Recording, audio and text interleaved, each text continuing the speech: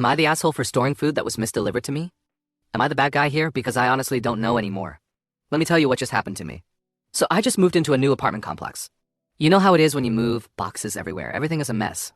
Suddenly I see a delivery at my front door. It was a huge grocery order. The problem is I didn't order anything. I looked at the bags and there were perishables inside.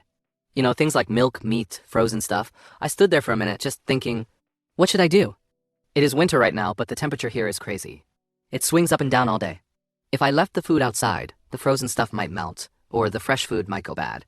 I thought maybe the previous renter forgot to change their address. Or maybe it belongs to a neighbor in my building. I had no idea if they were coming back in 5 minutes or 5 days. And I hate wasting food. I really do. So I made a decision. I brought the bags inside. I put the cold stuff in my fridge and the frozen stuff in my freezer. I didn't open anything. I kept everything in the original bags, with the tags and receipts untouched.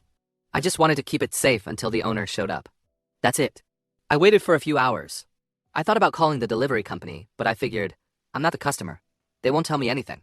The owner has to be the one to call, right? Finally, there's a knock on my door. I was actually relieved. I opened the door and there is this lady. She looks annoyed. She shows me her phone. It has a picture of the food bag sitting at my door. I thought, awesome. Mystery solved. I smiled and said, oh great, let me get your groceries for you. I was expecting a thank you, or maybe sorry for the mix-up. But no, that is not what happened.